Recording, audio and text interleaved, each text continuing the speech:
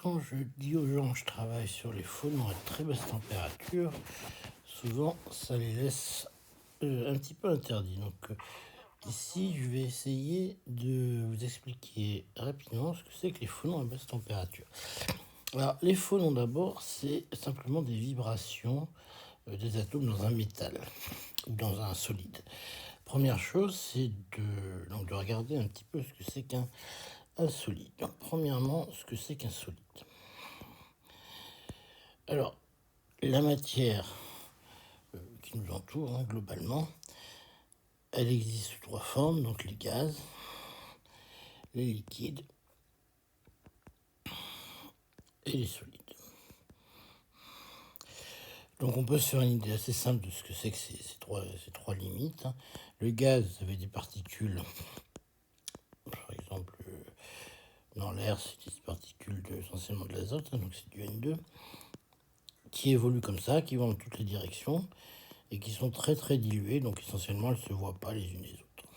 Et ça, c'est un gaz. Un liquide, on a ces particules qui maintenant sont les unes sur les autres, mais elles ne sont pas figées, donc elles coulent les unes sur les autres. Voilà. Donc ce coup-ci, elles sont proches, elles se montent les unes sur les autres, elles peuvent interagir, mais elles ne sont pas figées, elles continuent à couler. Puis maintenant, si on arrive dans la phase solide, on a ça, on a des particules, donc des atomes en général, enfin pas forcément, mais qui sont là tenus rigidement les uns par rapport aux autres par plein d'interactions qui ont des noms différents. Voilà. Donc, voilà, je dessine à deux dimensions. Alors, la forme que va prendre ce réseau, il y a plein de façons de le... Là, c'est un réseau carré. Voilà. Et puis là, c'est à deux dimensions. En trois dimensions, ça prendra une autre forme. Alors, il y a plein de façons de se mettre en réseau. Alors, il n'y a pas une infinité de réseaux, il n'y a pas une infinité de possibilités. Ce qui est important de le voir dans ce réseau, c'est qu'en fait, vous voyez que ce truc-là, il est périodique. C'est-à-dire périodique, ça veut dire que si je prends ça, si je le translate, j'obtiens ça. Et si je le translate, j'obtiens le même carré ici, que je peux translater à l'infini. Puis ici, je peux le translater aussi en hauteur, et j'obtiendrai à nouveau le même carré. Donc ça n'a pas une invariance par translation. Donc dans toutes les directions, je peux obtenir la même chose quand je me déplace. Donc ça se répète à l'infini. Alors, il y a une autre structure alors, qui est un peu plus compliquée, mais qui existe aussi, donc je vais la mentionner, parce que je me suis un peu énervé dessus à un moment, ce qu'on appelle les vers. Alors les vers, c'est en gros ça, mais vous le figez. C'est-à-dire c'est un solide, mais qui n'a pas d'ordre. D'accord. Donc ça, c'est un petit peu particulier. C'est un truc qui est ni vraiment un solide, ni vraiment un liquide. Donc c'est un verre. Enfin, dans la vie courante, il y en a plein, parce que c'est pas pour rien qu'on appelle ça un verre, puisque les verres de vos vitres, c'est des verres. C'est des vrais verres. Donc c'est pas les verres de vos vitres. C'est pas un solide comme ça. C'est un solide comme ça. C'est un solide vitreux. Il n'a pas d'ordre à longue distance sur les atomes. Voilà. Donc ça, on sait que... Voilà, maintenant, on a défini ce que c'est qu'un solide. Alors, si on regarde d'un peu plus près quand même ce que c'est que ce solide-là, on va pouvoir... Donc là, on arrive à la partie sur les phonons. Alors, ce qui se passe, c'est que entre les deux boules, je vais regarder par exemple, on va regarder juste...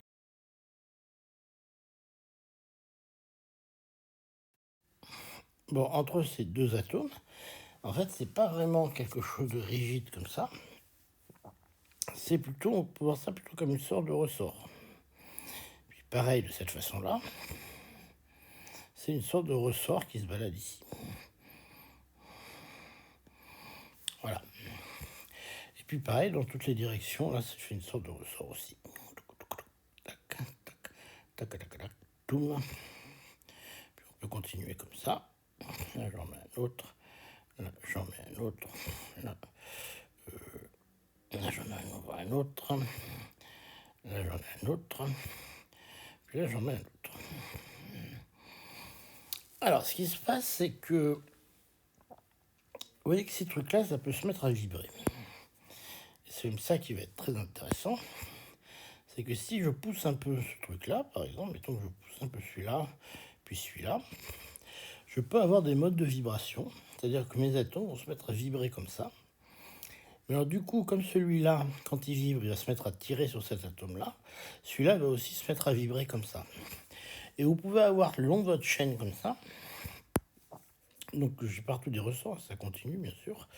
Tac, tac, tac, tac, tac, tout. Vous pouvez avoir comme ça une propagation, vous voyez, tout le long de la chaîne. C'est pas ça que je veux faire, c'est ça.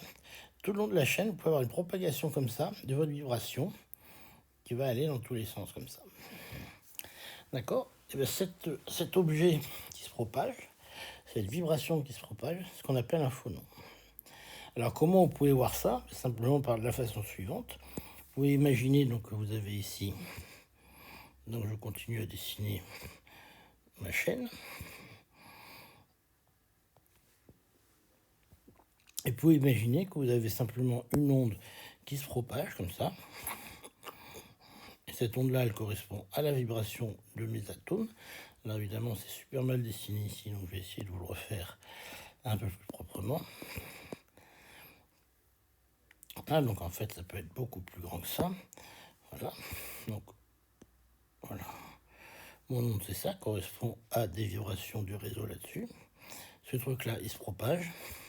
C'est ça qu'on appelle un phonon. D'accord? Alors, en fait, ce truc-là, il se promène dans ce sens-là. Mais ce qu'il faut voir, c'est que ça peut aussi, on peut aussi imaginer des tas de choses pour ces phonons. Parce que finalement, si j'ai un phonon qui arrive comme ça, etc., etc., j'ai un phonon qui arrive comme ça, là, qui correspond à des vibrations du réseau, comme ça, puis comme ça, comme ça. Donc mes particules vibrent comme ça, puis ça se propage, ce truc-là. Si j'en ai un autre qui arrive là, puis j'ai ici un autre phonon qui arrive comme ça, ben les deux vont se rentrer dedans, là. Puis là, je vais sortir avec une autre vibration qui peut avoir une amplitude plus grande ou plus faible. Et donc ici, j'ai deux phonons qui se rentrent dedans. Et c'est à peu près la même chose que deux particules qui vont se rentrer dedans. Donc les phonons, vous voyez, en fait, on peut très bien voir ça comme des particules. Elles peuvent se rentrer dedans. Et comme ça, j'ai un phonon qui arrive de la gauche, un phonon qui arrive d'en bas. Et bien ces deux vibrations, quand elles arrivent là, elles vont se mélanger, elles vont nous sortir un troisième truc qui va aller se propager par là. D'accord? Ou alors qui va être un peu réfléchi. Là, il peut y avoir des tas de choses. Mais ce qu'il faut voir, c'est que ça peut être vu comme des particules qui vont se monter là, et ces vibrations vont se combiner pour sortir sur un troisième branche. Donc les phonons, ce qui est important de retenir, c'est que pour nous, on peut les considérer comme des particules. D'accord? Alors ça se traite mathématiquement, hein, ça c'est un truc qui se traite mathématiquement. On peut partir de ces équations qui concernent simplement les vibrations du réseau et arriver jusqu'à ce qu'on appelle une quantification de ces opérateurs, et on tire on va tirer des opérateurs qui concernent des particules en mécanique quantique et qu'on appelle des phonons. Voilà. Alors, chose importante, que font les phonons?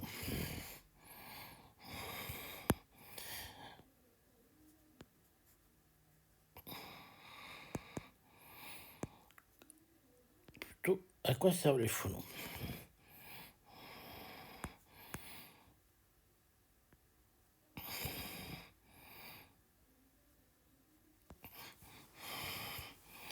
À quoi servent les phonons? Alors pourquoi je dis ça? Parce que pour l'instant, on a vu que ça se propageait comme ça. Bon, à la limite, pourquoi pas. Mais on n'a pas vu à quoi ça sert. Alors dans quoi ça intervient, les phonons? Alors la première chose, c'est comme son nom l'indique, c'est la propagation du son. Alors, pourquoi la propagation du son? Ben parce que le son, c'est simplement des ondes de pression. Ça veut dire que quand vous envoyez du son dans l'air, par exemple, là vous êtes dans l'air, vous êtes dans l'air n'est pas limité, donc c'est un peu con ce que je dessine, mais là voilà. Vous avez ici une onde de pression, d'accord? Donc vous avez une pression qui arrive ici, Puis vous avez une onde de pression, donc une pression qui va varier comme ça le long une pression qui va varier comme ça, mettons, le long du truc, du chemin, donc la pression arrive. Et puis votre onde de pression arrive sur votre oreille, plutôt sur votre tympan ici. Et en fait, votre tympan, lui, il est sensible à la pression, donc lui, il va faire comme un petit micro, en fait. Et il est sensible à la pression, et va le transformer en une impulsion qui arrive après sur votre cerveau. D'accord? Donc en fait, c'est une onde de pression qui va transmettre le son dans l'air. Alors, c'est en fait exactement la même chose dans les matériaux, c'est-à-dire que quand vous tapez dans un matériau, quand vous tapez dans une barre métallique, ce qui transmet le son, ce coup-ci, c'est les phonons qui sont là-dedans. Donc vous avez votre réseau, par exemple, qui est cubique. Voilà, je le fais carré, j'en fiche un peu. Et quand vous tapez avec un marteau ici, par exemple, poum, là, vous tapez ici, c'est ce qui fait propager le son, c'est les modes de phonons qui se lancent ici. Donc les phonons vont transporter le son jusqu'à l'autre côté.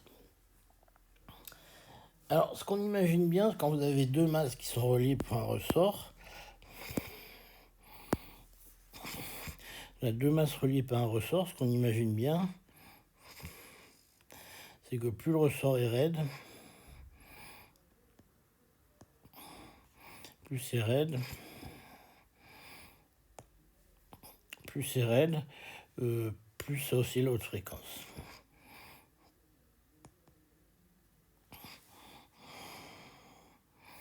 Plus ça va osciller à haute fréquence.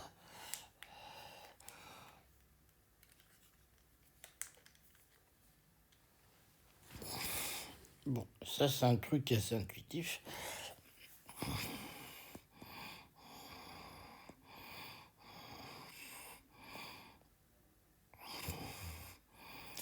Donc autrement dit, quand on a un matériau plus dur, si vous voulez,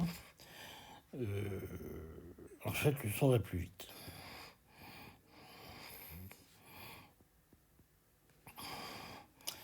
Matériau plus dense,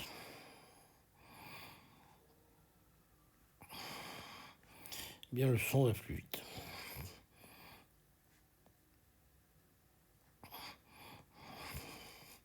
D'accord?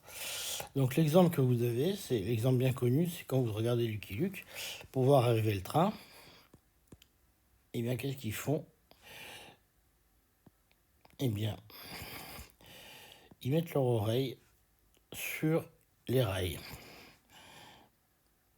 Et donc qu'est-ce qui se passe? C'est que comme le rail, c'est un solide, donc il y a qui est beaucoup plus dense que l'air, évidemment, le son va beaucoup plus vite dans le rail que dans l'air, donc vous allez entendre le son du train qui arrive bien avant dans les rails que dans l'air. D'accord, vous allez l'entendre bien avant. Alors, une autre application de ça qui est un petit peu moins intuitive, c'est que on n'entend jamais la voix, sa propre voix, comme l'entendent les autres personnes, parce que simplement, quand on entend sa propre voix, ça passe essentiellement par les os, en fait, les os de la mâchoire et du crâne. Et ça, c'est des solides dans lesquels le son se propage très très vite, alors que les autres, ils l'entendent par l'air, dans lequel les sons vont relativement lentement. Donc les différentes fréquences, quand les sons vont vite, ça privilégie les hautes fréquences. Quand les sons vont bas, ça privilégie les basses fréquences. Mais quand on s'entend au téléphone, on ne reconnaît jamais sa voix. Donc les phonons, ça transporte le son, d'accord? Et nous, ce à quoi on va s'intéresser maintenant, c'est au fait que ça propage aussi la chaleur. Donc, bien. Donc, en fait, si on reprend maintenant notre problème, en fait, ce qui se passe, c'est que quand on chauffe à un endroit notre barreau,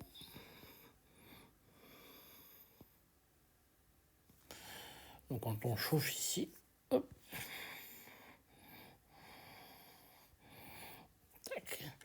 fait, nos atomes, je vais le faire en plus gros le dessin.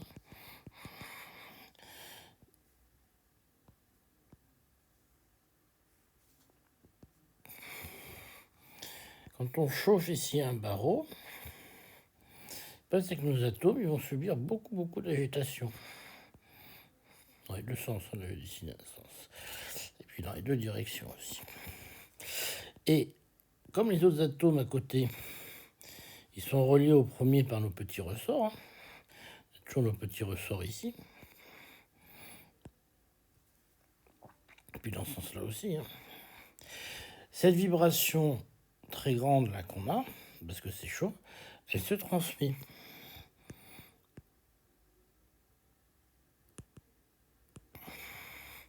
Ce qui fait que finalement, cette grande amplitude de vibration,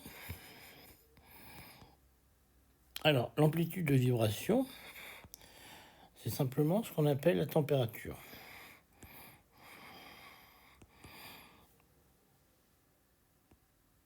Ça, c'est tout bêtement ce qu'on appelle la température.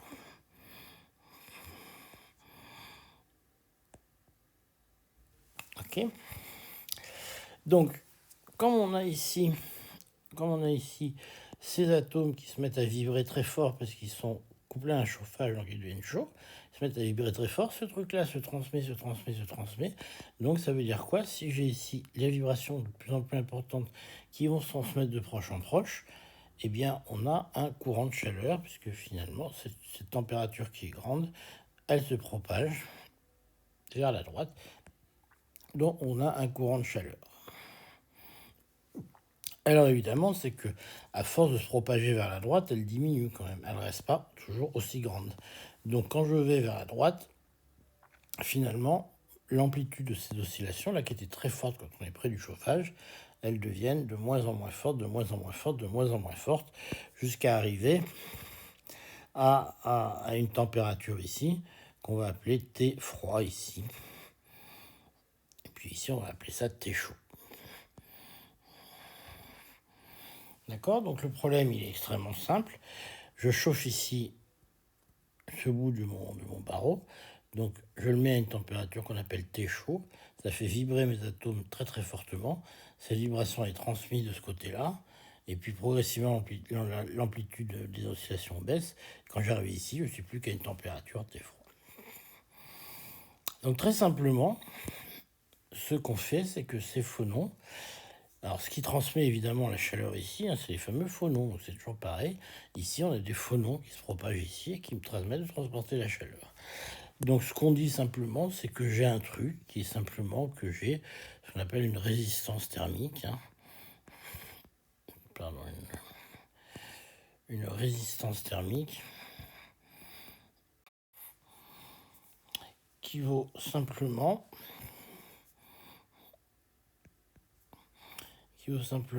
T chaude moins T froide sur le courant de chaleur.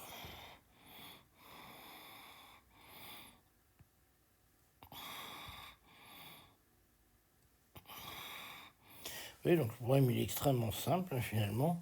J'ai une température chaude, une température froide. La température chaude ici me génère ici des électrons qui sont très chauds, c'est la température chaude. Ça me génère un courant de chaleur qui finalement les électrons ils arrivent à l'autre bout avec une température froide. Donc j'ai un courant de chaleur et j'ai T chaud moins T froid. Alors évidemment, la question qu'on se pose maintenant, c'est de savoir si on peut tenir un effet de redressement dans ce système. Alors je vous donne un exemple simple.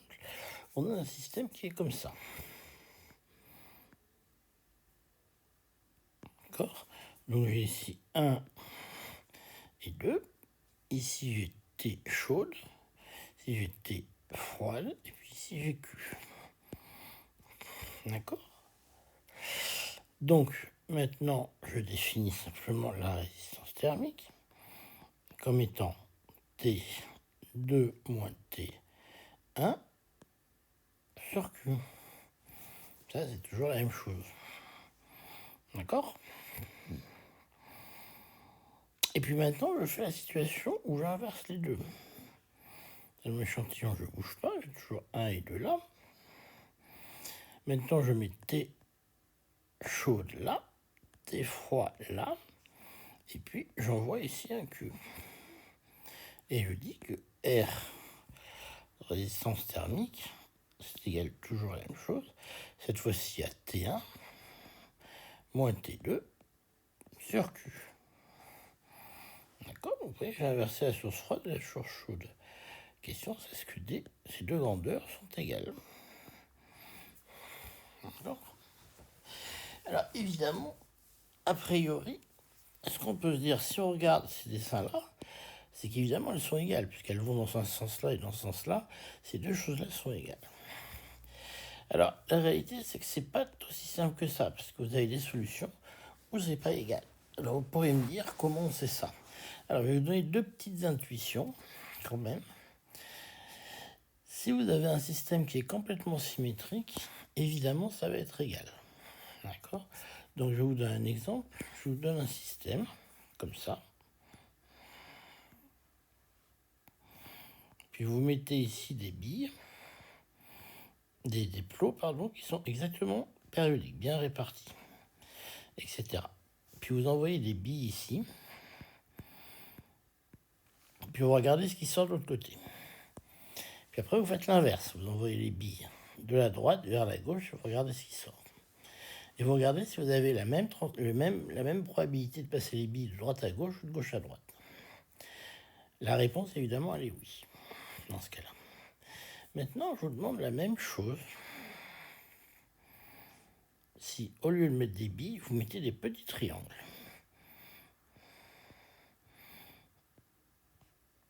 D'accord?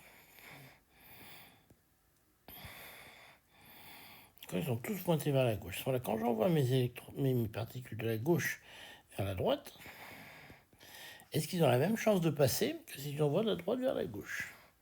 Voilà, ça c'est un petit problème auquel je vous suggère de réfléchir. Et alors le troisième problème, c'est, et ça c'est un problème évidemment qu'on cherche à résoudre, c'est est-ce que ça reste toujours vrai en mécanique quantique?